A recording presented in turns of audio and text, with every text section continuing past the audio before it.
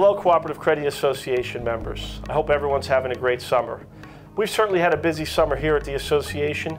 There are a number of things happening on the advocacy front, compliance, education, consumer awareness, which I'm sure you've all been following in the Daily Credit Union Scan. But I wanted to pause for a moment and talk to you a little bit about our annual convention coming up at the Mohegan Sun, October 11th through the 13th. As always, we pride ourselves in delivering excellent content. We have a great lineup of speakers for you this year, and I want to take a moment to run down who you'll be hearing at the convention. First of all, we're thrilled to have NCUA Chairman Mark McWaters keynote the event. The chairman will be talking about the recent changes at NCUA. We've seen the regional environment go from 5 regions to 3 regions. We have pending rules on mergers. We have a pending rule on merging the National Credit Union Share Insurance Fund with the Corporate Stabilization Fund, which will affect all of our members. So this is a great opportunity to hear directly from the chairman of the agency on things that are happening that are important to your credit union. As always, we have a theme of regulatory and legislative affairs. Some of the things you'll hear from is we have the new CECL rule coming out in 2020. We have a board member from the Financial Accounting Standards Board, Hal Schroeder. He's going to talk to us directly about what credit unions can expect when moving to CECL, what some of the best practices are, what you could be doing now to get ready for that conversion. We also have Lucy Ito, president of the National Association of State Credit Union Supervisors.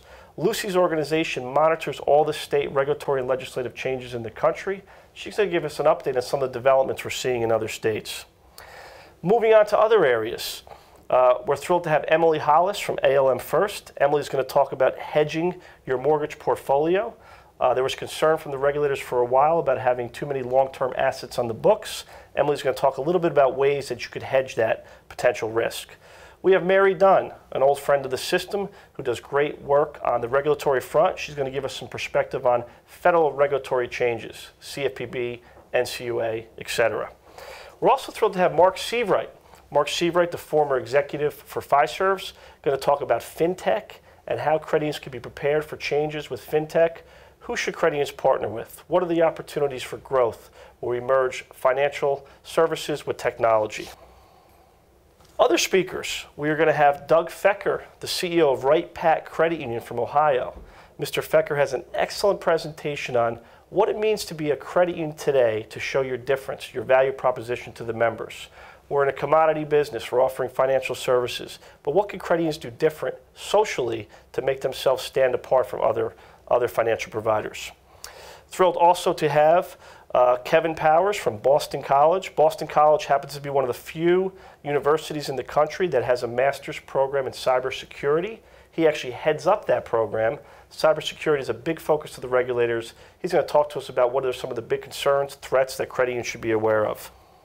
For our volunteers, we have a number of things. We're going to talk about executive compensation trends. We're going to talk about succession planning. On the marketing side, we have Paul Lucas, a legendary marketer who does work through credit unions throughout the country. He's going to talk about your branding efforts as it coordinates with lending. So I think it's going to be a great, great session.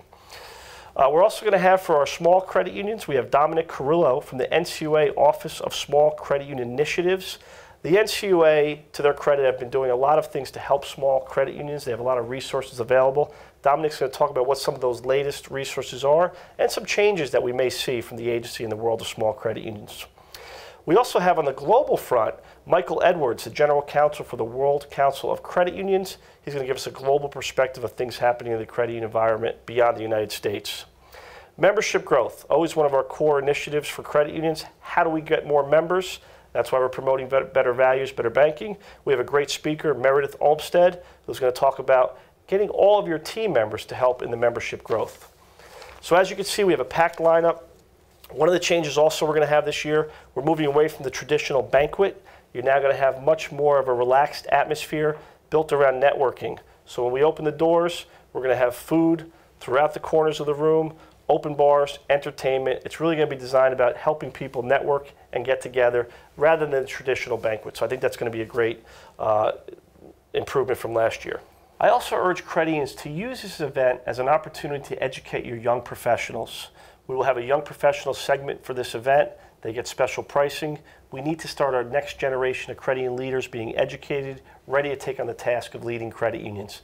No better place for them to be than at the annual convention. Also for board members, if you come early, you can get your BSA and OFAC training the day that the conference kicks off. This is great to show your regulators that you did this. As always, we like to say, you could take our agenda, hand it to your examiner and say, we're going to get great education at this association event. And I think you'd get a lot of support from your examiners to send your management team and your board members to this fantastic event. The conference closes with our annual business meeting, where we'll have the election of officers. We'll have the results from the elections that start shortly. Any bylaw amendments, everything will be done at that annual meeting. It's also a great opportunity to recognize our social responsibility efforts.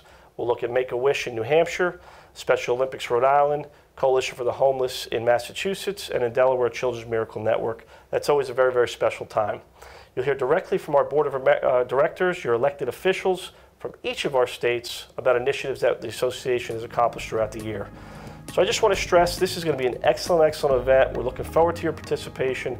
I will tell you we're only at August 1st and we have over 130 attendees, so we're way above last year's pace. It's still early. We have 70 vendors in the exhibit hall, so this is looking like a very dynamic event. We look forward to seeing you there. Thank you.